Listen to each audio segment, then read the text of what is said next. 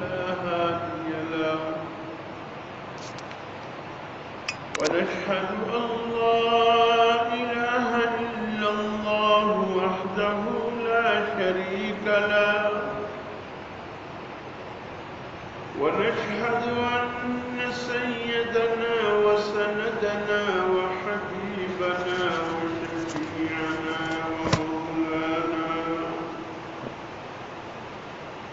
ومولانا محمدا عبده ورسوله أرسله بالحق بشيرا ونذيرا لتتميم مكارم الأخلاق فإنه لا يخلق نبي ولا رسول بعده ولا أمة بعد أمته ولا شريعة بعد شريعته ولا كتاب بعد كتابه ولا قبلة بعد قبلته أما بعد فقد قال الله تبارك عز وجل أعوذ بالله من الشيطان الرجيم بسم الله الرحمن الرحيم يا أيها الذين آمنوا ادخلوا في السلم كافة ولا تتبعوا خطوات الشيطان إنه لكم عدو مبين فإن زللتم من بعد ما جاءتكم البينات فاعلموا أن الله عزيز حكيم وقال تعالى لقد كان لكم في رسول الله أسوة حسنة لمن كان يرجو الله واليوم الآخر وذكر الله كثيرا صدقت يا رب العالمين وصدق رسوله النبي الأمي الكريم ونحن على ذلك لمن الشاهدين والشاكرين والحمد لله رب العالمين خدا در انتظار حمد مانیست محمد چشم براه سنانیست محمد حامد حمد خدا بس خدا صدا فرین در مدح مصطفى بس محمد تمی خواهم خدا را خدایا استحب مصطفى را یا رب صل وسلم دائما ابدا على حبيبك خير الخلق كلهم هو الحبيب الذي ترجى شفاعته لكل حول من الأحوال مقتحم اللهم صل على سيدنا ونبينا ومولانا محمد وعلى آل سيدنا ونبينا ومولانا محمد وبارك وسلم عليه یا الہی تو ہمیں عامل قرآن کر دے پھر نئے سرے سے مسلمان کو مسلمان کر دے جہاں سے گم حیا ہو وہاں عثمان کی آن پیدا کر دے علی المرتضی شیر خدا کی آن پیدا کر دے میرے محترم دوستو واجب الاحترام ضرور ہے۔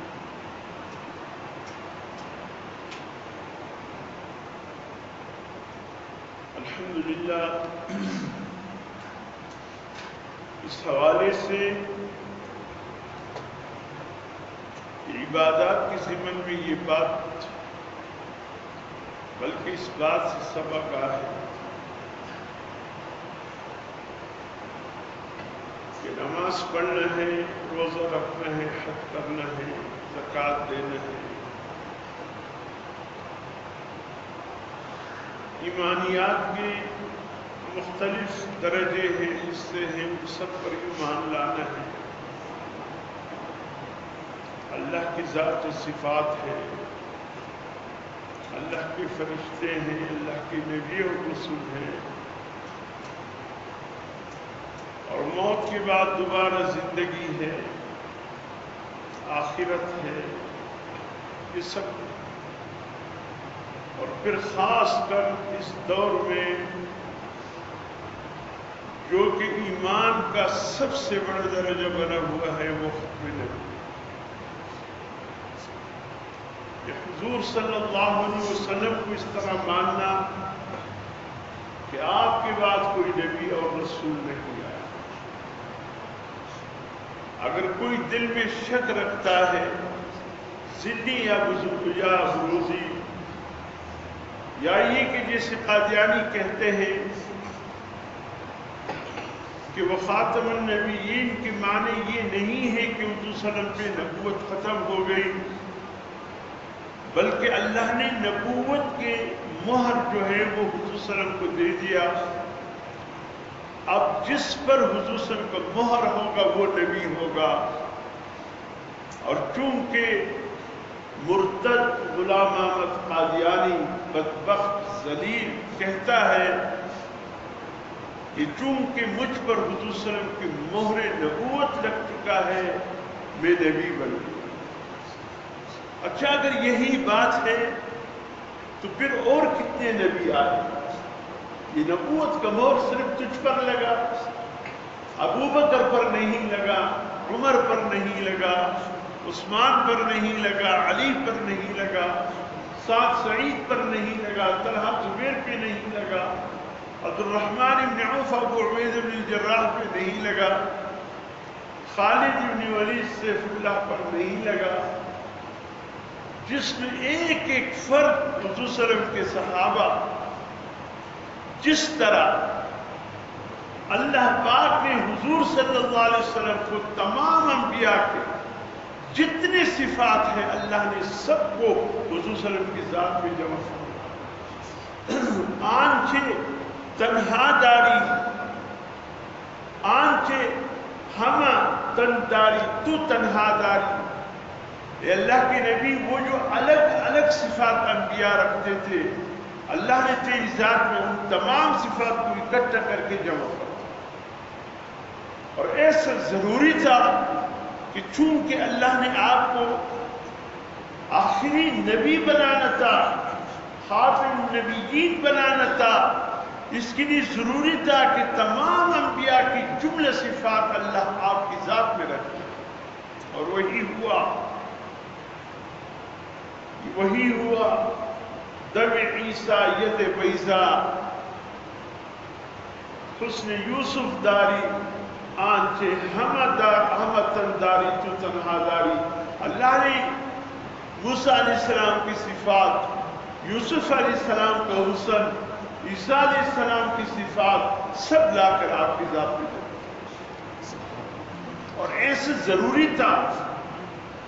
میرے محترم دوستو، یہ نکات ہیں، یہ آسانی سے نہیں ملتے، میری بات پر بہت توجہ اور غور کرنے انشاءاللہ آپ کے کام آئیں گے۔ اللہ پاک نے حضور صلی اللہ علیہ وسلم جتنے انبیاء کی صفات تھے آپ کی ذات میں رکھ دیے۔ اچھا، انبیاء کتنے تھے؟ 1,24,000 کم ہوئے، ٹھیک ہے۔ حضرت مولانا عبدالشکور لکھنوی اپنا خلفائے راشدین میں لکھا ہے کہ آخری حج کے موقع پر جو حضور صلی اللہ علیہ وسلم نے ادا فرمایا، اس کے ٹھیک 80-81 روز بعد حضور صلی اللہ علیہ وسلم کا انتقال۔ فرماتے ہیں وہ جو صحابہ عرفات میں جمع تھے ان کی تعداد بھی 1,24,000. نکتے کی بات کرتا ہوں وہ یہ کہ اللہ پاک نے حضور صلی اللہ علیہ وسلم کی ذات میں جتنے انبیاء کی صفات رکھے تھے حضور صلی اللہ علیہ وسلم نے ان صفات میں ایک ایک صفت صحابہ اکرام میں بر دی. ہر صحابی نبی کی ایک ایک صفت کے حامل تھے. وہ 1,24,000 انبیاء اللہ نے ان سب کی صفات 1,24,000 صحابہ میں رکھی. ارے جو صحابہ کرام کے متعلق الٹی سیدھے باتیں کرتے ہیں حضور صلی اللہ علیہ وسلم فرماتے ہیں جب تم کسی کو دیکھو کہ قرون اولا کے ہستیوں کو برا بلا کہتا ہے میرے صحابہ و تابعین اور تبع تابعین کو برا بلا کہتا ہے بس اتنا کہو لعنت ہو تمہارے اس جھوٹ پر اور تمہارے اس گالی لعنت بے گو. اور آپ ہر جمعے کو کیا خطبہ سنتے ہیں اللہ اللہ فی اصحاب. اللہ اللہ کی کیا معنی اتقوا اللہ اللہ سے ڈرو میرے صحابہ کے متعلق. اللہ فی صحابی یعنی اتقوا اللہ فی اصحابی. ڈرو اللہ سے میرے صحابہ کے متعلق. حضور صلی اللہ علیہ وسلم کو بذریعہ وحی کی علم ہو گیا تھا ایسا دور آنے والا ہے ایسے بدبخت وجود میں آئیں گے جو میرے صحابہ کرام کو برا بلا گئے. فرمائے لا تتخذوهم من بعدی غرضا. دیکھنا میرے صحابہ کو میرے بعد ملامتیا کی نشانی نہ بنانا. فمن احبهم فبحبی احبهم.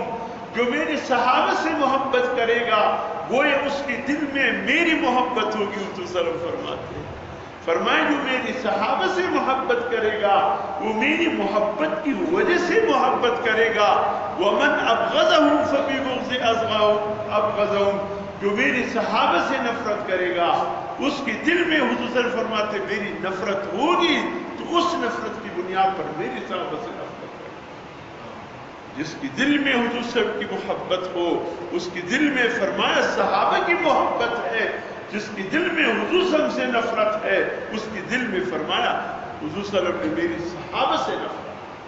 بات دو ٹوک ہو گئی بس بات ختم ہو گئی. ہمیں مزید کسی تفصیل میں جانے کی ضرورت نہیں مزید کسی کتابوں پڑھنے کی ضرورت نہیں. بس ہم یہی کہتے ہیں جو صحابہ سے محبت کرتے ہیں وہ حضور صلی اللہ علیہ وسلم سے محبت کرتے ہیں. جو صحابہ سے نفرت کرتے ہیں وہ حضور صلی اللہ علیہ وسلم سے نفرت. اور فرمایا اصحابی کا نجوم بأیہم اقتدیتم اہتدیتم. فرمایا میرے صحابہ آسمان ہدایت کے روشن ستارے ہیں.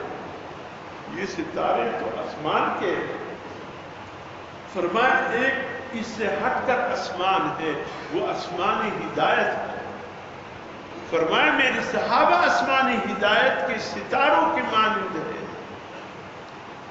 فَبِأَيِّهِمْ اقْتَدَيْتُمْ اِهْتَدَيْتُمْ. میرے جس صحابی کا بھی تم اتباع کرو گے ہدایت پائے. صحابہ کس کی صحبت یافتہ؟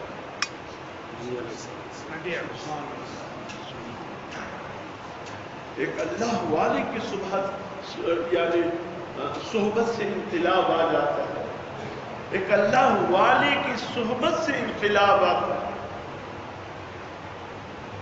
یہ کہ ساتھ جب صحبت اولیاء وہ کہتے کہ ایک ساتھ اللہ کے کسی ولی کی صحبت میں بیٹھنا اللہ اس کو ہدایت سے مالا مال کرتا. کوئی بھی ولی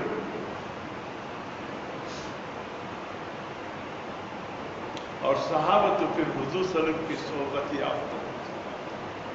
کیا کبیرے مولانا لدھیانوی صاحب فرمایا کرتے تھے ارے تم صحابہ کو برا بلا کہتے ہو. اللہ کی بندو ذرا سوچو تم وہ مجلس کہاں سے لاؤ گے جس مجلس میں بیٹھنے والے صحابہ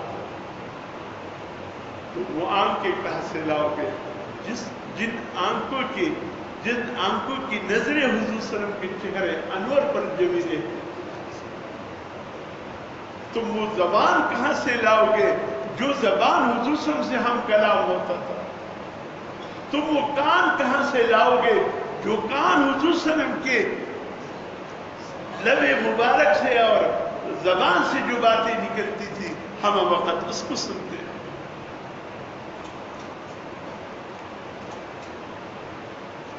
ایک حدیث کی کتاب میں آتا ہے، غالباً مسند احمد میں ہے یہ روایت، کہ ایک شخص آیا شام کے علاقے سے یا یمن کے علاقے سے، دور ہے حضرت عمر فاروق۔ حضرت عمر فاروق رضی اللہ تعالیٰ عنہ امیر المؤمنین، حضور صلی اللہ علیہ وسلم بھی جا چکے ہیں، ابو بکر صدیق بھی جا چکے ہیں، اس وقت امت کی امام امیر حضرت عمر فاروق رضی اللہ۔ حضرت عمر فاروق رضی اللہ تعالیٰ عنہ سے جوان جب اس نے گفتگو کی، حضرت عمر فاروق رضی اللہ تعالیٰ عنہ اس شخص کی گفتگو سے بڑے متاثر، مسلمان تھا، مسلمان، جس کی گفتگو سے عمر متاثر ہو وہ کیسے جوان ہوگا، اس کی بولنے کا انداز کیا ہوگا؟ کہ خود امیر المؤمنین فرماتے ہیں کہ دل چاہتا تھا کہ یہ جوان بولتا رہے، عمر سنتا رہے۔ حضرت عمر فاروق رضی اللہ تعالیٰ عنہ سے بڑے متاثر، ان کی باتوں سے متاثر، اچانک دل میں خیال اس جوان سے کہا، آپ 1 سال میرے ساتھ مدینے میں رہ سکتے ہیں؟ 1 سال میرے ساتھ مدینے میں رہ سکتے ہیں؟ انہوں نے کہا حضرت اگر آپ کا حکم ہے تو میری اتنی ضروری مصروفیات بھی نہیں ہے، میرے جیسے آپ کو فرمایا اللہ خوش رکھے، بس صبح فجر کے بعد مجھ سے ملنا اور کچھ دیر بیٹھنا، اور عصر کے بعد کچھ دیر ملنا اور بیٹھنا، بس اتنا کام ہے اور کوئی کام نہیں۔ یہی اس کی ڈیوٹی ہوگی، 2 اوقات میں ملنا تھا اور 5-10 منٹ بیٹھنا تھا بس۔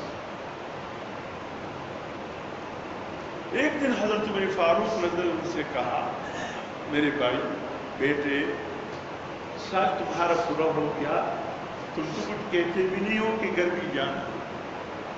کہا حضرت میں نے کہا میں نہیں کہوں گا، جب آپ کہیں گے اور اجازت دیں گے تب جاؤ۔ فرمایا سال پورا ہو گیا ہے، گھر جاؤ۔ کہا ٹھیک ہے جیسا۔ جب جانے لگا حضرت فاروق نے پھر بلایا، کہا بیٹے تم نے پوچھا نہیں کہ 1 سال میں نے کیوں یہاں رکوایا تمہیں؟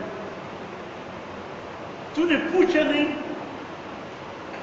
حضرت بات سمجھ میں نہیں آئی واقعی، اب یہ ذہن میں آ رہی کہ آپ نے مجھے 1 سال کیوں رکوایا؟ صحبت، حضور صلی اللہ علیہ وسلم فرماتے علماء کی صحبت کو لازم پکڑو، حکماء اور صلحاء کی صحبت لازم پکڑو، یہ تمہیں گمراہ ہونے نہیں دے گا۔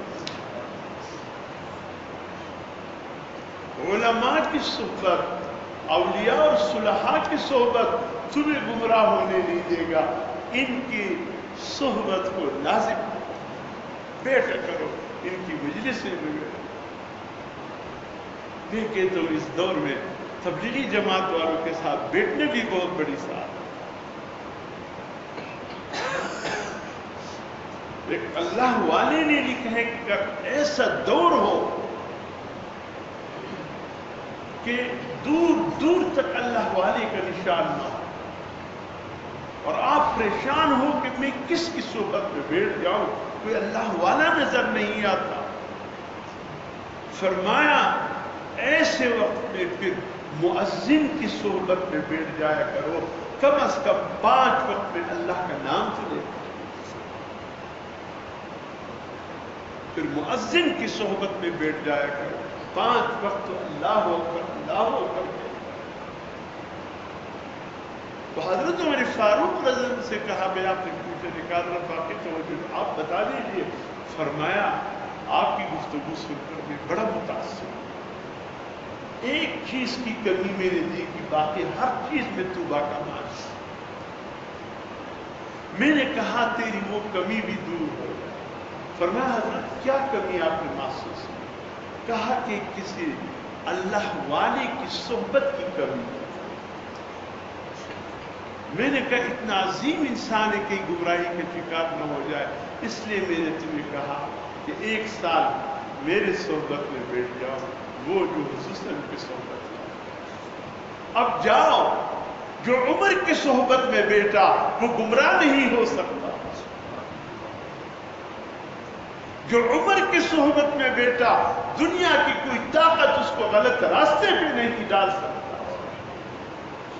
حضور صلی اللہ علیہ وسلم فرماتے ہیں جس راستے سے عمر گزرتے ہیں وہ راستہ جب شیطان آ رہا ہو اس راستے کو چھوڑ دیتا۔ ارے عمر وہ کہ جس کے راستے کو شیطان بھی چھوڑ دیتا ہے، کتنا باکمال۔ اور اس طرح حضور صلی اللہ علیہ وسلم کے ایک ایک صحابی باکمال۔ اس لیے تو جبرائیل علیہ السلام جب حضرت دحیہ کلبی رضی اللہ تعالیٰ کی شکل میں مدینہ منورہ کی گلیوں میں گزرتے تھے، صحابہ سلام کر کے پوچھتے تھے دحیہ کیا حال ہے؟ کہ الحمدللہ ٹھیک ہوں۔ کچھ دیر کے بعد پتہ چلتا یہ تو جبرائیل علیہ السلام گزر گئے۔ چونکہ صحابہ میں انتہائی خوبصورت صحابی حضرت دحیہ کلبی تھے۔ یہ وہی صحابی ہے جس کو حضور صلی اللہ علیہ وسلم قاصد سفیر کی طور پر شاہ روم کے پاس بھیجا کہ جا کر میں رکھا کہ وہ جبرائیل علیہ السلام اسی کی شکل و صورت میں آیا۔ ارے جن کی شکل و صورت میں جبرائیل علیہ السلام آیا کرتے تھے ان صحابہ کا مقام مجھ سے پوچھتے ہو۔ محمد الرسول اللہ والذین معه اشداء علی الکفار رحماء بینہم تراہم رکعا سجدا یبتغون فضلا من اللہ ورضوانا سیماہم فی وجوہہم من اثر السجود ذلك مثلهم في التوراة ومثلهم في الإنجيل كزرع أخرج شطأه فآزره فاستغلظ فيه۔ یہ آیت جو اتری ہے صحابہ کی شان۔ اللہ نے کہا صحابہ کی عظمت صرف قرآن میں مت ڈھونڈو، صحابہ کی عظمت تو تورات میں بھی موجود ہے، انجیل میں بھی موجود ہے۔ واہ کس شان سے امت کے امام آتا ہے، خود پیدل ہے سواری کے غلام آتا ہے۔ 32 لاکھ مربع میل کا فرمان روا حضرت عمر فاروق رضی اللہ تعالیٰ نے حضرت امیر معاویہ رضی اللہ تعالیٰ کے دور میں پھر اسلامی سلطنت تو پہنچ گئی تھی کتنی لاکھ مربع میل تک؟ تقریباً 63 لاکھ مربع میل تک حضرت عمر فاروق نے اسلامی سلطنت کو توسیع دی۔ سب سے پہلے باہری بیڑا جو بنایا وہ حضرت امیر معاویہ رضی اللہ تعالیٰ، حضرت عثمان غنی رضی اللہ تعالیٰ کے دور میں حضرت امیر معاویہ نے اجازت چاہی کہ امیر اجازت دیجیے باہری بیڑا بنا دوں، ایسے لکھتے ہیں ہم زمین تک نہیں پہنچ سکتے، ہمیں بحری بیڑا اختیار کرنا۔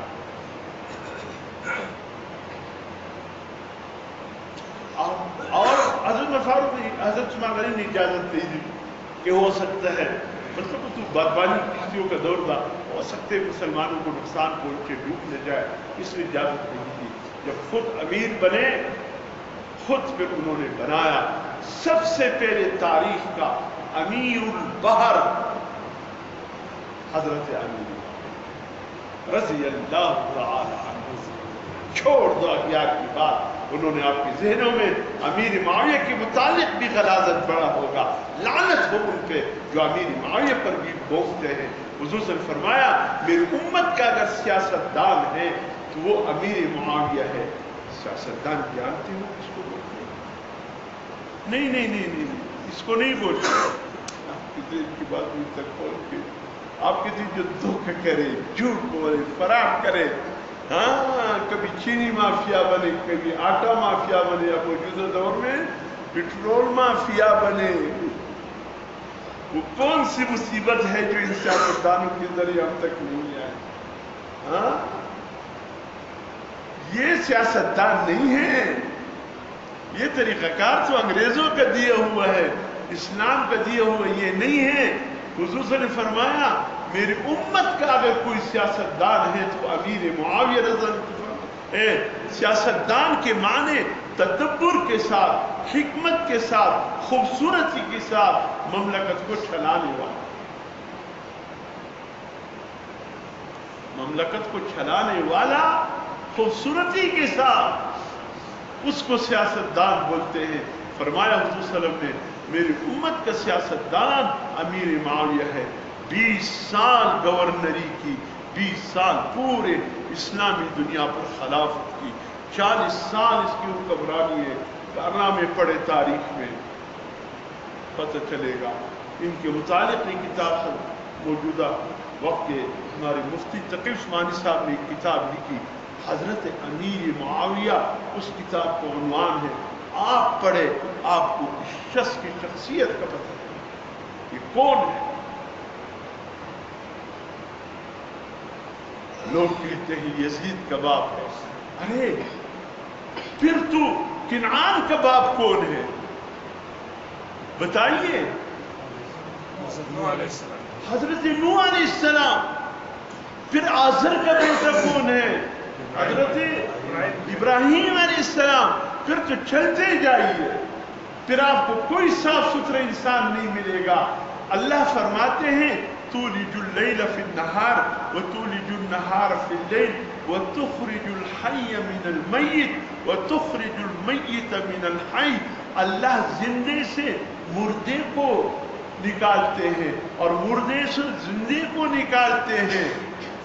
مرغی دیکھیے زندہ ہے، انڈا دیکھیے مردہ ہے، انڈا دیکھیے مردہ ہے، اور وہ جو بچے نکلتا ہے زندہ ہے۔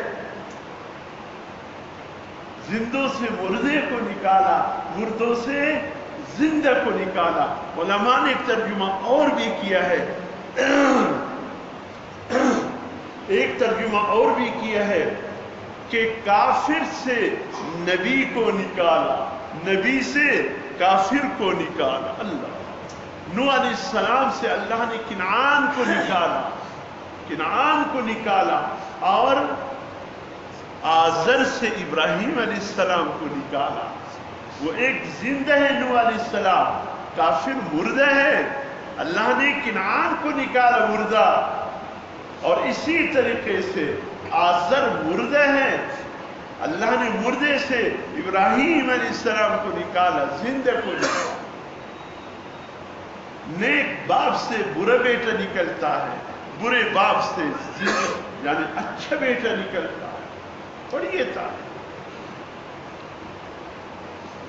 سپنجری بلار بھائی رب سجاڑی با اوش کی بے بھئی کاکا ولی جاڑے دا اوش کی دی ولی پا مخروانی دی ویدہ دا زوی سر سوکم بس تخورو کی اختصر دی دکان میں بلاری کاروبار میں غرق سو کورم تصودا با تیار دی پا یو شی پرے نشور ما کرد جون اللہ تا عبادت کرنے سجدے کر دی اللہ دا سی زوی را کرنے دے دا اللہ سکر یو شی ندے بنا اب یا بساو قد دا سی زوی اگر پجڑائی بابا تو والی پجڑائی ویدہ بابا سر سو کم نلمنس کئی نہ ہو دس کئی سو پلائی مورتوئی بابا اخیری عمر دیدے اخیری جو دا نلمنس کو کوا تو ایسا بھی ہوتا ہے۔ اچھے نیک سارے باپ سے بیٹا کیسے آتا ہے اور برے باپ سے کتنے سالے بیٹا نکلتا ہے۔ اب یزید جیسا بھی تھا ہمیں اس سے کوئی سروکار نہیں، ہم نے معاملہ اللہ پر چھوڑ دیا۔ کسی نے خواجہ حسن بصری سے کہا حضرت امیر معاویہ اور حضرت علی کے درمیان جو جنگ صفین ہوا تھا ان میں حق پہ کون تھے؟ حضرت علی اور حضرت امیر معاویہ کے بیچ میں جو جنگ صفین ہوا تھا حضرت ان میں حق پہ کون تھے؟ حضرت خواجہ حسن بصری نے یوں دیکھ کر فرمایا کس کی ضرورت کیا پیش آئی ہے جو مجھ سے پوچھ رہے ہیں؟ کہا حضرت ضرورت تو نہیں ہے معلومات کی پوچھ۔ فرمایا معلومات پھر یہ ہے حضرت علی بھی اللہ کے پاس پہنچ چکے ہیں، حضرت امیر معاویہ بھی اللہ کے پاس پہنچ چکے ہیں، ان دونوں بھائیوں کا فیصلہ ہو چکا ہے، میری زبان کو کیوں گندی کر؟ دونوں اللہ کے پاس پہنچ گئے ہیں، فیصلہ ہو چکا ہے، تم میری زبان کو کیوں گندی کر؟ بعض لوگ آتے ہیں جی یزید کے متعلق کہے، کیا کہے؟ بھئی یزید بھی اللہ کے پاس پہنچ چکا ہے، ان کے حواریین بھی پہنچ چکا ہے، حضرت سیدنا حسین رضی اللہ تعالیٰ عنہ اس کے ساتھی بھی پہنچ چکا ہے، اللہ کے ہاں فیصلہ ہو بھی چکا ہے، ہماری زبانی کیوں گندی ہے؟ کون حق پہ ہے، کون نہ حق پہ، کون کیا ہے، کون کیا نہیں، چھوڑ۔ اور جو ایمان سے خالی ہے، جو ایمان بگاڑے میں جیسے جیسے چاہے باتیں کرتے ان پر چھوڑ دو، کرتے رہے، ایسا بھی وہ ایمان سے خالی ہے، لیکن جو ایمان کی نور سے بھرے ہیں وہ اپنی زبانیں کیوں گندی کرتے؟ حضرت امیر معاویہ رضی اللہ تعالیٰ عنہ تہجد میں اٹھنے والا انسان تھا، ایک دن دیر ہو گئی، اذانوں کی آواز سنی تو پتہ چلے یہ فجر کی اذانیں ہیں، کہا تہجد میں آج میں نہیں اٹھ سکا، اتنے روئے ہیں، اتنی روئے ہیں، اتنی روئے ہیں کہ آپ کے آنسو داڑھی کے بالوں سے آپ کے آنسو ٹپک رہے ہیں، اتنے روئے کہ آج مجھ سے تہجد نہیں۔ اگلے دن تہجد کا وقت تھا، کوئی لالٹین نماز چراغ کسی کا دور تو صحیح نہیں، چراغ لے کر دروازے پر کھڑے، یا امیر، یا امیر، ہاں ہاں تہجد کا وقت ہو گیا۔ فرمائے ماشاءاللہ میری آنکھ آج پھر لگ گئی تھی، اللہ تجھے خوش رکھے، آپ نے مجھے تہجد کے وقت اٹھایا۔ کہا نہیں، اللہ اور میرا معاملہ بہت بگڑا ہے۔ کہا بگڑا ہے پھر بھی مجھے اٹھایا تہجد کے وقت، ہے کون؟ کہا میں شیطان ہوں۔ کہا شیطان اور تہجد میں اٹھا رہے مجھے؟ ارے یہ بات کیا ہو گئی؟ کہتے کل جو تم روئے ہو تہجد میں نہ اٹھنے پر، اللہ نے زندگی بھر کے جو چھوٹے چھوٹے تقصیریں تھے اللہ نے ان کو بھی معاف کر۔ اب میں ڈر رہا تھا کہ آج رات اگر نہ اٹھے تو آنے والے کئی تقصیروں کو معاف نہ کر دیا، اس لیے میں نے اٹھا۔ شیطان بھی بڑا اللہ والا رات کی عبادت کر رہا تھا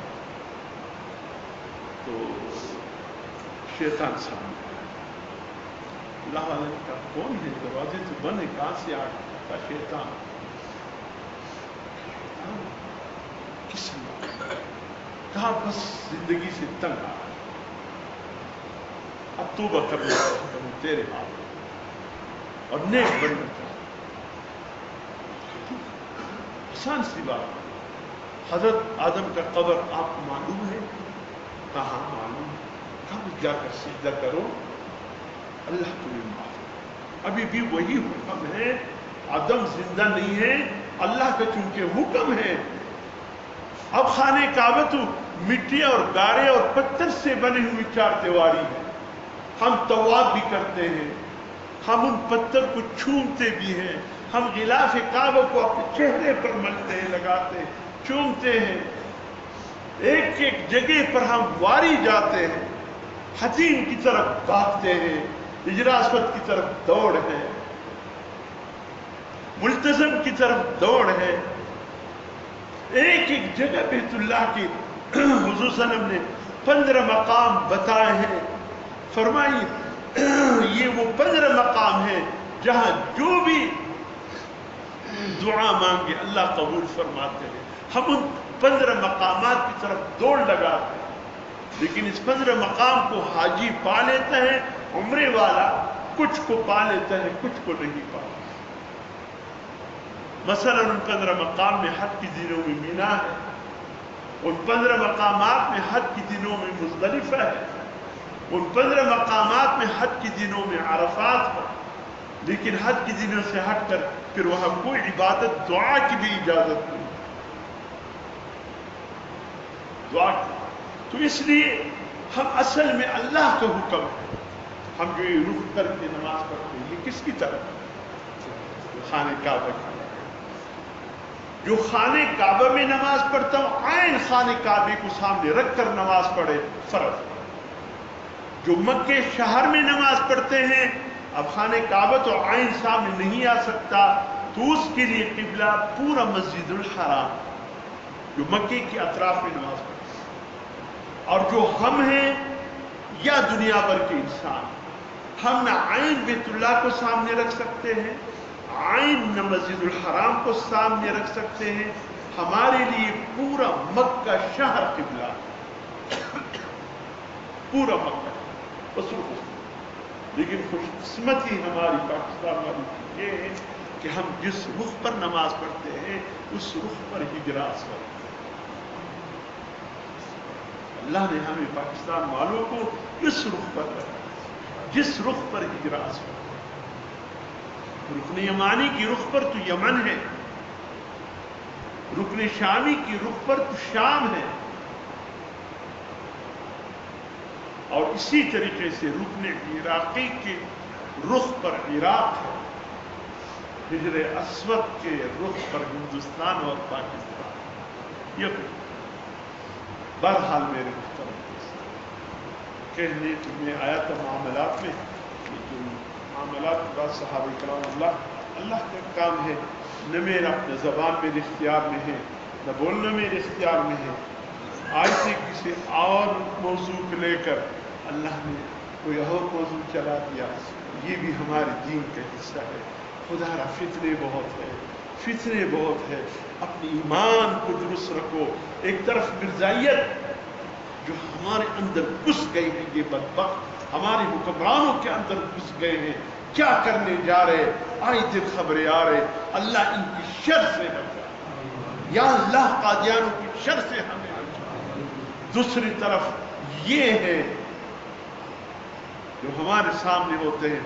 میں نے ایک دن کہا سکندر جمالی ہال سیکریٹریٹ میں اجلاس سیمینار تھا جس کی صدارت وزیر داخلہ تھے اس وقت بکٹی صاحب تھے سرفراز بکٹی تھے کور کمانڈر تو اسٹیشن کمانڈر بھی تھے جنرل بھی آئے تھے بریگیڈیئر بھی آئے تھے آئی جی سب تھا اہل تشریح کی تقریباً سب لوگ آئے تھے اہل سنت والجماعت کے بھی سب تھے. 10 افراد کی تقریر منتخب ہوا تھا آنے والے تو 100 سے زیادہ تھے 10 میں سے میرا نام بھی تھا. میں نے کہا میں ہاتھ بڑھاتا ہوں اتحاد کا. اس ہاتھ کو کون تانے گا میرے اس ہاتھ کو پکڑنے والا اس پورے مجمع میں کون ہے. میں اتحاد چاہتا ہوں. یقین کیجیے یہ سب ان کے بڑے بڑے پروفیسر تھے سب اٹھ گئے بما ان کے علماء قاری صاحب ہم آپ کا ہاتھ تامنا چاہتے ہیں ہم اتحاد کرنا چاہتے ہیں آپ ہاتھ دی دیجیے ہم ہاتھ تامنا چاہتے ہیں. جیسے انہوں نے ہاتھ بڑھایا میرے ہاتھ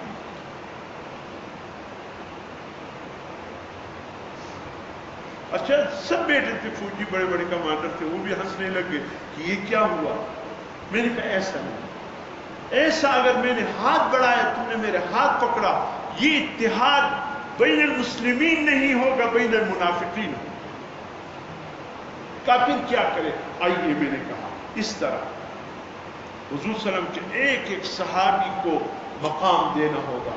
امہات المؤمنین کے متعلق جو بکواسات سن رہے ہیں کوئی بکواس نہیں چلے گا. خلفائے راشدین کے متعلق کوئی بات ہم سننے کو تیار نہیں ہے. صحابہ کرام کے ان کی مجموعے میں میں نے کہا صحابہ کرام ایک ایک صحابی ہمارے آنکھوں کا نور ہے. جو برا بلا کہتے ہیں سن لو میں بیٹا ہوں میرا سر قلم کرتے ہو تو قلم کر دو. میرے صحابہ کو جو برا بلا کہتے ہیں میرے امہات المؤمنین کو جو برا بلا کہتے ہیں خلفائے راشدین کو جو برا بلا کہتے ہیں میرے نزدیک وہ مسلمان ہی نہیں. صاف میں نے کہہ دیا. سب کڑے ہو گئے قاری صاحب ہم آپ کے ساتھ ہیں. خدا کی قسم ایک ایک صحابی ہمارے بھی آنکھوں کا نور ہے. خلفائے راشدین نور ہے امہات المؤمنین نور ہے. جو ان کو برا بلا کہتے ہیں ہماری نزدیک وہ بھی کافر ہے. اب کیا اللہ رحم فرمائے. میرے محترم دوستوں، وائرس عجیب طریقے سے پھیل گیا ہے، کوئی کہتے بیکٹیریا ہے، کوئی کہتے وائرس ہے، ایسے جنازے اٹھ رہے، ہمارے رشتہ داروں میں سے اطلاعات آ رہی ہے، ایسے رشتہ دار جا رہے کیا الامان والحفیظ، یعنی ہر گھر میں داخل ہو چکا ہے۔ خدا را احتیاط کیجیے، اللہ سے دعا مانگے۔ وہی امسسک اللہ، وہ ایک بزرگ وفات دیکھا تھا اور بڑے 80 سال کی عمر کا ہے، اس نے کہا میں نے حضور صلی اللہ علیہ وسلم کو دیکھا، حضور صلی اللہ علیہ وسلم نے کہا کیوں پریشان ہو؟ میں نے کہا سنو وبا آئی ہے، فرمایا آسان ہے اس کا علاج، یہ دعا پڑھتے رہو، وَإِن يَمْسَسْكَ اللَّهُ بِضُرٍّ فَلَا